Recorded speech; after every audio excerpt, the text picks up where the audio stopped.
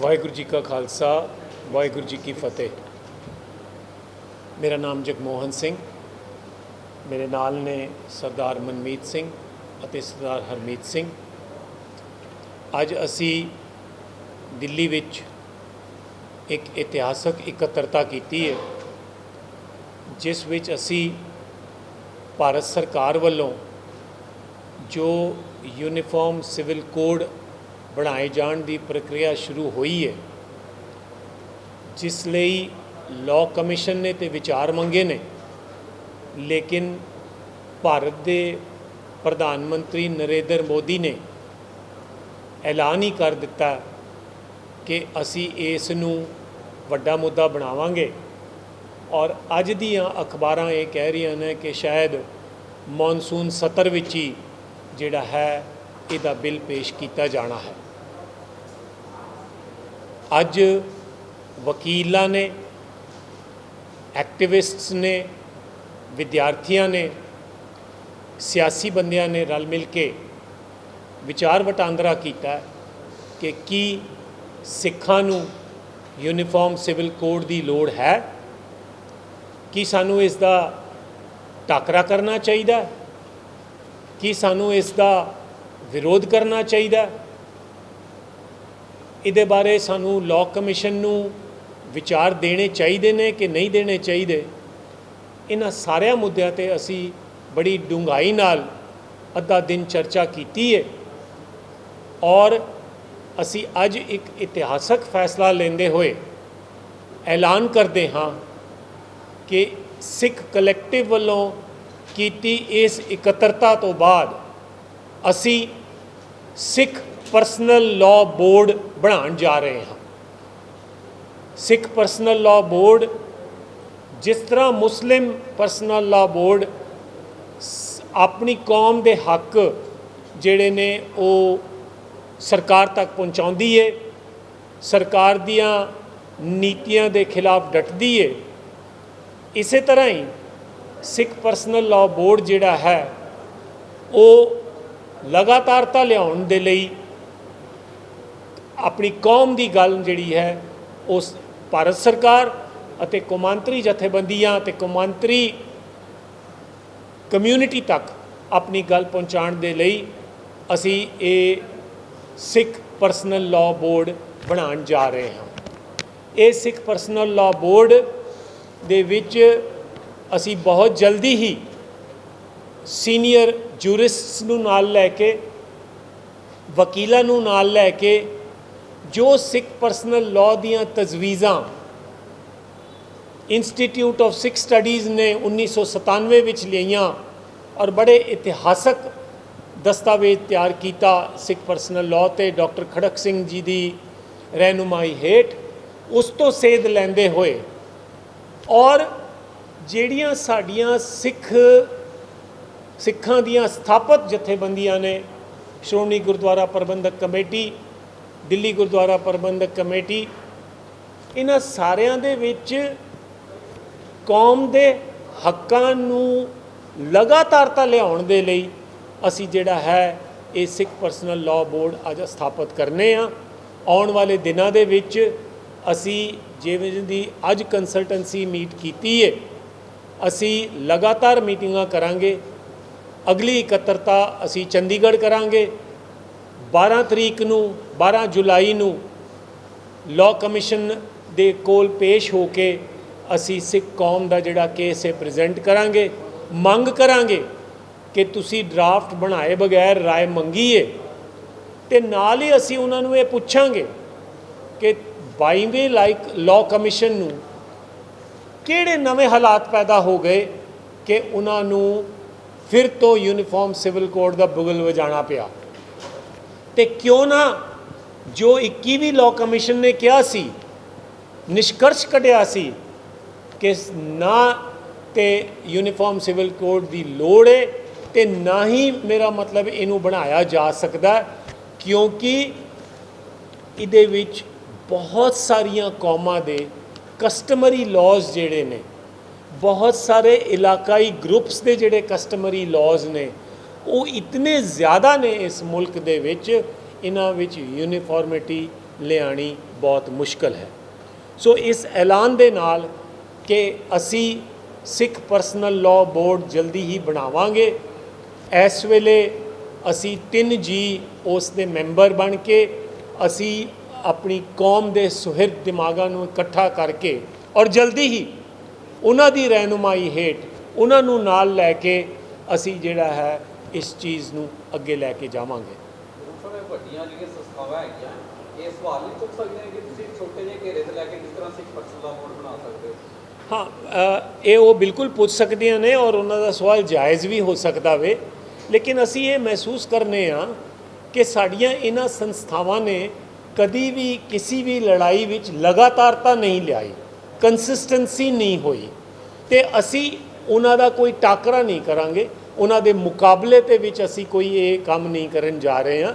असी उन्हां नूं भी सपोर्ट करांगे कि तुसी कौम दे हक नूं अगे तोरन दे लई तुहानूं की उपरालियां दी लोड़ हैगी है।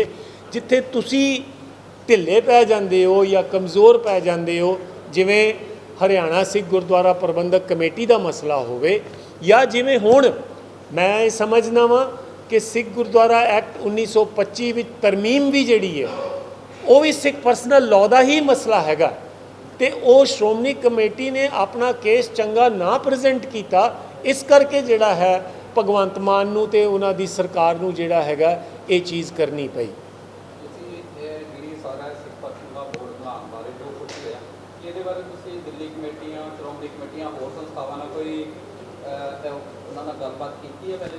नहीं, असी उन्हां नाल कोई गलबात नहीं की पहला, तो ना ही असी ये समझने कि सानू, मेरा मतलब है उन्हां तो कोई परमिशन लैके या उन्हां दी कोई राय करके तो करनी चाहिए है, क्योंकि असी ये खुद मुख्तियार हो के ते असी ये बोर्ड जिहड़ा होएगा कोई ये 3 बंदियां दा बोर्ड नहीं होएगा।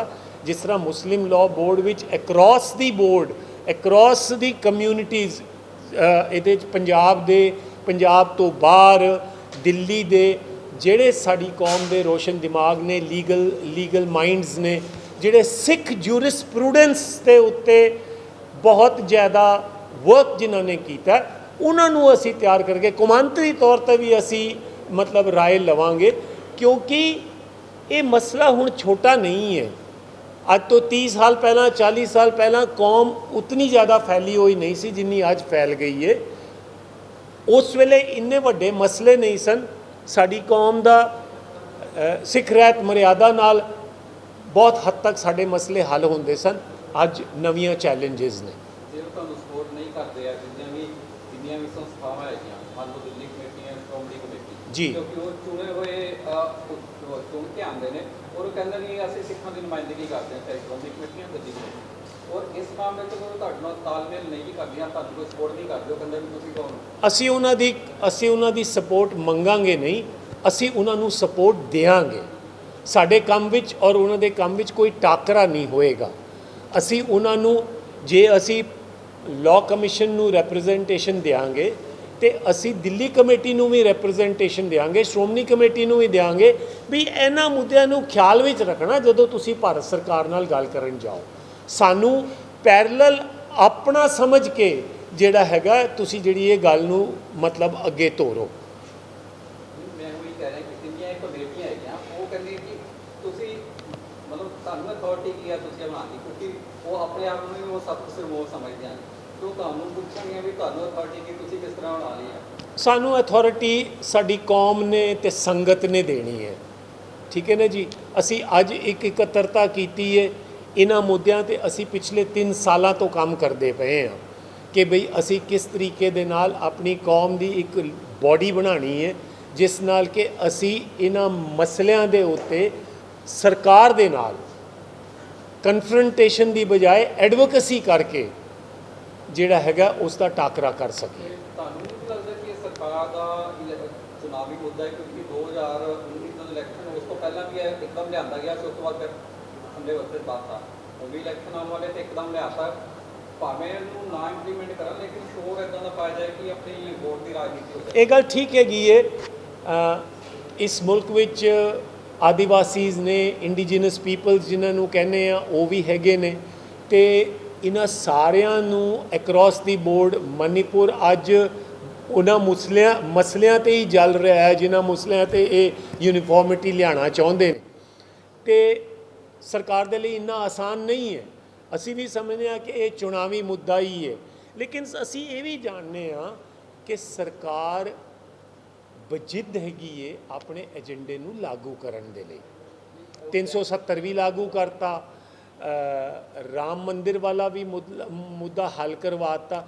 ਹੁਣ ਫਿਰ ਤੋਂ ਸੁਪਰੀਮ ਕੋਰਟ ਦੇ ਜਜਮੈਂਟਸ ਦਾ ਸਹਾਰਾ ਲੈ ਕੇ ਔਰ ਡਾਇਰੈਕਟਿਵ ਪ੍ਰਿੰਸੀਪਲਸ ਦਾ ਸਿਲੈਕਟਿਵ ਯੂਜ਼ ਕਰਕੇ ਸਾਨੂੰ ਡਰਾਇਆ ਜਾ ਰਿਹਾ, ਘੱਟ ਗਿਣਤੀ ਕੌਮਾਂ ਨੂੰ ਡਰਾਇਆ ਜਾ ਰਿਹਾ, ਜਿਹਦਾ ਡਾਇਰੈਕਸ਼ਨ ਉੱਥੇ ਤੱਕ ਜਾਣਾ ਹੈ ਕਿ ਉਹਨਾਂ ਨੇ ਘੱਟ ਗਿਣਤੀ ਕੌਮ ਦੀ ਜਿਹੜੀ ਡੈਫੀਨੇਸ਼ਨ ਹੈ ਉਹਨੂੰ ਹੀ ਖਤਮ ਕਰਨੀ ਹੈ। ਤੇ ਅਸੀਂ ਇਹ ਕਹਿੰਦੇ ਹਾਂ ਕਿ ਹੋ ਸਕਦਾ ਚੋਣਾਂ ਤੱਕ ਇਹ ਮੁੱਦਾ ਉਭਾਰਨ, ਉਹਦਾ ਫਾਇਦਾ ਲੈਣ, ਬਾਅਦ ਵਿੱਚ ਫਿਰ ਚੁੱਪ ਕਰ ਜਾਣ, ਲੇਕਿਨ ਅਸੀਂ ਲਗਾਤਾਰਤਾ ਜਾਰੀ ਰੱਖਾਂਗੇ ਤਾਂ ਜੋ ਜਿਹੜੀ ਕੌਮ ਦੇ ਇੰਟਰਸਟ ਜਿਹੜੇ ਨੇ ਉਹ ਪ੍ਰੋਟੈਕਟ ਕੀਤੇ ਜਾਣ। ਹਾਲੇ ਤੱਕ ਇਨਫੋਰਮੇਸ਼ਨ ਆ ਰਹੀ ਹੈ ਜੀ ਯੂਨੀਫਾਰਮ ਸੁਪਰੀਮ ਕੋਰਟ ਬਾਰੇ ਵੀ ਅਗਰ ਉਹ ਲਾਗੂ ਹੋ ਜਾਂਦਾ ਉੱਥੇ ਸਿੱਖਾਂ ਨੂੰ ਕੀ ਨੁਕਸਾਨ ਹਾਲੇ ਤੱਕ ਜਿੰਨੀ ਇਨਫੋਰਮੇਸ਼ਨ ਕੀ ਤੁਹਾਨੂੰ ਕੀ ਲੱਗਦਾ ਹਾਲੇ ਤੱਕ ਕਿੰਨੀ ਸਮਝ ਆਏਗੀ ਕੀ ਨੁਕਸਾਨ? ਦੇਖੋ ਹਲੇ ਤੱਕ ਪਹਿਲੀ ਗੱਲ ਤਾਂ ਇਹ ਹੈ ਕਿ ਉਹਨਾਂ ਨੇ ਹਲੇ ਸਿਰਫ ਰਾਏ ਮੰਗੀ ਹੈ, ਉਹਨਾਂ ਨੇ ਕੋਈ ਡਰਾਫਟ ਤਿਆਰ ਨਹੀਂ ਕੀਤਾ ਕਿ ਬਈ ਅਸੀਂ ਯੂਨੀਫਾਰਮ ਸਿਵਲ ਕੋਡ ਕਿਹੋ ਜਿਹਾ ਬਣਾਉਣਾ ਹੈਗਾ। ਜਿੱਥੋਂ ਤੱਕ ਸਿੱਖੋਂ ਦਾ ਸਵਾਲ ਹੈਗਾ, ਅਸੀਂ ਇੱਕ ਵਿਲੱਖਣ ਧਰਮ ਹਾਂ। ਮੇਰੇ ਪਹਿਲੇ ਪਾਤਸ਼ਾਹ ਨੇ ਵਹੀ ਨਦੀ ਦੇ ਵਿੱਚ ਡੁਬਕੀ ਮਾਰ ਕੇ ਬਾਹਰ ਨਿਕਲ ਕੇ ਕਿਹਾ, ਨਾ ਕੋ ਹਿੰਦੂ ਨਾ ਮੁਸਲਮਾਨ, we are a distinct identity. ਸਾਨੂੰ ਇੱਕ ਬਿਲਕੁਲ ਖਾਲਸਾ ਪੰਥ ਜਦੋਂ ਦਸਮ ਪਾਤਸ਼ਾਹ ਨੇ ਸਾਜਿਆ ਤੇ ਉਸ ਚੀਜ਼ ਨੂੰ ਜਿਹੜੀ ਕਿ 239 ਸਾਲਾਂ ਦੀ ਜਿਹੜੀ ਕਾਰਜ ਸੀ, ਜੋ ਸਾਰੇ ਕੰਮ ਕੀਤੇ ਸਨ, ਉਹਨੂੰ ਇੱਕ ਸ਼ੇਪ ਦੇ ਦਿੱਤਾ। ਅਸੀਂ ਇਹ ਸਮਝਦੇ ਹਾਂ ਕਿ ਇੱਥੇ ਜਿਹੜੀ ਲੜਾਈ ਹੈ ਉਹ ਯੂਨੀਫਾਰਮਿਟੀ ਦੇ ਨਾਂ ਥੱਲੇ ਲੜਾਈ ਹੈਗੀ ਹੈ ਯੂਨੀਕਨੈਸ ਵਰਸਸ ਯੂਨੀਫਿਕੇਸ਼ਨ। ਇਹ ਸਾਨੂੰ ਯੂਨੀਫਾਈ ਕਰਨਾ ਚਾਹੁੰਦੇ ਨੇ, ਇਹ ਸਾਨੂੰ ਜਜ਼ਬ ਕਰਨਾ ਚਾਹੁੰਦੇ ਨੇ। ਬਹੁਤ ਸਾਰੇ ਮਾਮਲਿਆਂ ਵਿੱਚ ਤੇ ਸਾਨੂੰ ਜਜ਼ਬ ਕਰ ਚੁੱਕੇ ਨੇ। ਹਿੰਦੂ ਮੈਰਿਜ ਐਕਟ ਸਾਡੇ ਤੇ ਲਾਗੂ ਹੁੰਦਾ ਹੈ, ਹਿੰਦੂ ਐਡੋਪਸ਼ਨ ਐਕਟ ਸਾਡੇ ਤੇ ਲਾਗੂ ਹੁੰਦਾ ਹੈ, ਹਿੰਦੂ ਸਕਸੈਸ਼ਨ ਐਕਟ ਸਾਡੇ ਤੇ ਲਾਗੂ ਹੁੰਦਾ ਹੈ। ਔਰ ਇਹ ਜਿਹੜਾ ਉਹਨਾਂ ਦਾ ਸਿਸਟਮ ਹੈਗਾ, ਇਹ ਉਹ ਯੂਜ਼ ਕਰਕੇ ਸਾਨੂੰ ਡਰਾ ਕੇ, ਹੈ ਨਾ, ਮੁਸਲਮਾਨਾਂ ਨੂੰ ਡਰਾ ਕੇ, ਕ੍ਰਿਸਚਨਾਂ ਨੂੰ ਡਰਾ ਕੇ, ਛੋਟੀ ਜਿਹੀ ਕੌਮ ਪਾਰਸੀਆਂ ਨੂੰ ਡਰਾ ਕੇ ਤੇ ਆਪਣੀਆਂ ਵੋਟਾਂ ਨੂੰ ਕੰਸੋਲੀਡੇਟ ਕਰਨਾ ਚਾਹੁੰਦੇ ਨੇ। ਹਿੰਦੂ ਕਮਿਊਨਿਟੀ ਨੂੰ ਵੀ ਹਲੇ ਤੱਕ ਸਮਝ ਨਹੀਂ ਆ ਰਹੀ ਕਿ ਯੂਨੀਫਾਰਮ ਸਿਵਲ ਕੋਡ ਉਹਨਾਂ ਨੂੰ ਵੀ ਬਹੁਤ ਭਾਰੀ ਪਏਗਾ। ਉਹਨਾਂ ਨੂੰ ਵੀ ਇੰਨਾ ਆਸਾਨੀ ਨਾਲ ਸਭ ਕੁਝ ਨਹੀਂ ਮਿਲਣਾ ਜੋ ਉਹ ਸਮਝਦੇ ਨੇ ਕਿ ਉਹਨਾਂ ਨੂੰ ਮਿਲ ਜਾਣਾ।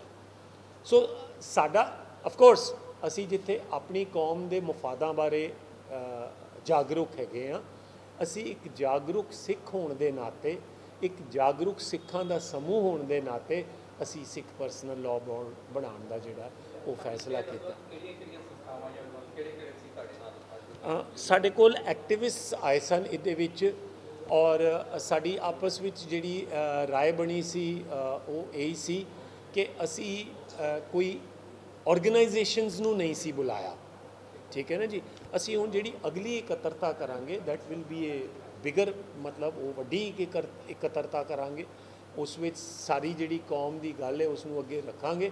ਅਸੀਂ ਸਿੱਖ ਪਰਸਨਲ ਲਾਅ ਬੋਰਡ ਅੱਜ ਐਲਾਨ ਕਰਦੇ ਪਏ ਹਾਂ, ਉਹਦੀ ਬਣਤਰ, ਉਹਦੇ ਕਾਰਨ, ਕਿਉਂ ਬਣੇ ਨੇ, ਕੌਣ ਉਹਦੇ ਮੈਂਬਰ ਹੋਣਗੇ, ਕਿਹੜੇ ਉਹਨਾਂ ਦੀ ਕੋਰ ਕਮੇਟੀ ਹੋਏਗੀ, ਉਹ ਸਾਰੀ ਜਿਹੜੀ ਹੈ ਅਗਲੇ ਬਹੁਤ ਜਲਦੀ ਅਸੀਂ ਤੈਅ ਕਰਾਂਗੇ ਤਾਂ ਜੋ ਅਸੀਂ ਕੌਮ ਨੂੰ ਇੱਕ ਫੋਰਮ ਪ੍ਰੋਵਾਈਡ ਕਰ ਸਕੀਏ। ਜੇ ਕਿਸੇ ਸਿੱਖ ਬੱਚੇ ਦਾ ਕੜਾ ਉਤਾਰ ਕੇ ਤੇ ਉਹਨੂੰ ਜ਼ਬਰਦਸਤੀ ਸਕੂਲ 'ਚੋਂ ਕੱਢਿਆ ਜਾਂਦਾ, ਜਾਂ ਉਹਨੂੰ ਇਮਤਿਹਾਨਾਂ ਵਿੱਚ ਸ਼ਾਮਲ ਨਹੀਂ ਹੋਣ ਦਿੱਤਾ ਜਾਂਦਾ, ਜਾਂ ਉਹਨੂੰ 에ਅਰਲਾਈਨਸ ਦੇ ਵਿੱਚ ਤੰਗ ਕੀਤਾ ਜਾਂਦਾ, ਮਤਲਬ ਜਿਹੜੇ ਸਾਡੇ ਜਾਤੀ ਕਾਨੂੰਨ ਦੇ ਵਿੱਚ ਗੱਲਾਂ ਆਉਂਦੀਆਂ ਨੇ, ਹੈ ਨਾ, ਉਹਦੇ ਵਿੱਚ ਜਿਹੜੀ ਦਖਲਅੰਦਾਜ਼ੀ ਹੈ, ਜਾਂ ਫਿਰ ਜਿਹੜੇ ਹੋਰ ਮਾਡਰਨ ਸਵਾਲ ਨੇ, ਸਮਲਿੰਗੀ ਵਿਆਹਾਂ ਦਾ ਸਿੱਖ ਪਰਸਨਲ ਲਾਅ ਵਿੱਚ ਕੀ ਥਾਂ ਹੋਣੀ ਚਾਹੀਦੀ ਹੈ, ਮੇਰੇ ਕੋਲ ਕੋਈ ਇਮੀਡੀਏਟ ਜਵਾਬ ਨਹੀਂ ਹੈ। ਸ਼੍ਰੋਮਣੀ ਕਮੇਟੀ, ਦਿੱਲੀ ਕਮੇਟੀ ਕੋਲ ਵੀ ਸ਼ਾਇਦ ਕੋਈ ਜਵਾਬ ਨਹੀਂ ਹੈ, ਕਿਉਂਕਿ ਅਸੀਂ ਇਹਦੇ 'ਤੇ ਵਿਚਾਰ ਹੀ ਨਹੀਂ ਕੀਤੀ। ਅਸੀਂ ਇਹ ਕਹਿੰਦੇ ਹਾਂ ਕਿ ਅਸੀਂ ਇਸ ਪਲੇਟਫਾਰਮ ਦੇ ਰਾਹੀਂ ਇੱਕ ਵਿਚਾਰ ਵਟਾਂਦਰਾ ਸ਼ੁਰੂ ਕਰਾਂਗੇ। ਸਿੱਖ ਲੇਡੀਜ਼ ਨੂੰ ਦਰਬਾਰ ਸਾਹਿਬ ਵਿੱਚ ਕੀਰਤਨ ਕਿਉਂ ਨਹੀਂ ਕਰਨ ਦਿੱਤਾ ਜਾਂਦਾ? ਉਹਨਾਂ ਦਾ ਜਿਹੜਾ ਹੱਕ ਹੈਗਾ ਵੇ, ਉਹ ਕਿਉਂ ਅਸੀਂ ਉਹਨਾਂ ਨੂੰ ਉਹਦੇ ਤੋਂ ਵਾਂਝਿਆ ਰੱਖਨੇ ਆ? ਇੱਕ ਪਾਸੇ ਅਸੀਂ ਗੁਰੂ ਨਾਨਕ ਸਾਹਿਬ ਦੇ ਸਿਧਾਂਤ ਨੂੰ ਦੁਹਰਾਉਂਦੇ ਆ, ਦੂਸਰੇ ਪਾਸੇ ਅਸੀਂ ਉਹਨਾਂ ਨੂੰ ਮਤਲਬ ਵਾਂਝਿਆ ਰੱਖਨੇ ਆ। ਤੇ ਕਿਧਰੇ ਨਾ ਕਿਧਰੇ ਜਿਹੜੀਆਂ ਇਹ ਸਾਡੀਆਂ ਕਮੀਆਂ ਨੇ ਉਹਨਾਂ ਨੂੰ ਅਸੀਂ ਇੰਟਰਨਲੀ ਵੀ ਡਿਸਕਸ ਕਰਾਂਗੇ, ਤਾਂ ਜੋ ਜਿਹੜਾ ਸਰਕਾਰ ਹੈ ਉਹ ਇਹਦਾ ਫਾਇਦਾ ਨਾ ਉਠਾ ਕੇ। ਹੁਣ ਜਿਸ ਵੇਲੇ ਮੋਦੀ ਸਾਹਿਬ ਯੂਨੀਫਾਰਮ ਸਿਵਲ ਕੋਡ ਦੀ ਗੱਲ ਕਰਦੇ ਨੇ, ਉਹ ਕਹਿੰਦੇ ਨੇ ਮੁਸਲਮਾਨ ਔਰਤਾਂ ਜਿਹੜੀਆਂ ਨੇ ਉਹ ਸਾਡੇ ਨਾਲ ਨੇ। ਉਹ ਕੌਮਾਂ ਦੇ ਅੰਦਰ ਵਿਤਕਰਾ ਖੜਾ ਕਰਕੇ ਆਪਣਾ ਏਜੰਡਾ ਪੂਰਾ ਕਰਨਾ ਚਾਹੁੰਦੇ ਨੇ। ਅਸੀਂ ਆਪਣੀ ਇੱਕ ਰਾਏ ਬਣਾ ਕੇ ਤੇ ਕੌਮ ਦੀ ਗੱਲ ਨੂੰ ਅੱਗੇ ਕਰਨਾ ਚਾਹੁੰਦੇ ਆ।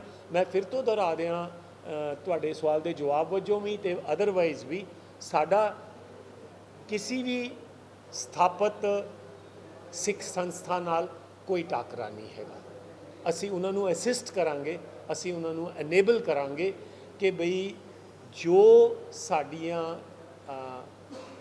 ਸਾਡੇ ਕੋਲ ਨੌਲੇਜ ਆਏਗੀ, ਜੋ ਸਾਡੇ ਫੋਰਮ ਤੋਂ ਆਏਗੀ, ਅਸੀਂ ਉਹਨਾਂ ਨੂੰ ਪੂਰਾ ਦਾ ਪੂਰਾ ਆਨਲਾਈਨ ਵੀ, ਇਨ ਪਰਸਨ ਵੀ, ਇਨ ਰਿਪਰੈਜ਼ੈਂਟੇਸ਼ਨਸ ਅਸੀਂ ਉਹਨਾਂ ਨੂੰ ਪ੍ਰੈਜ਼ੈਂਟ ਕਰਾਂਗੇ ਵੀ ਭਾਈ ਸਰਕਾਰ ਕੋਲ ਜਦੋਂ ਜਾਓ ਤੇ ਇਸ ਤਰੀਕੇ ਦੇ ਨਾਲ ਗੱਲ ਕਰੋ, ਤਾਂ ਜੋ ਸਾਡਾ ਕੌਮ ਦਾ ਜਿਹੜਾ ਕੰਮ ਹੈ ਉਹ ਬਚਿਆ ਜਾ ਸਕੇ।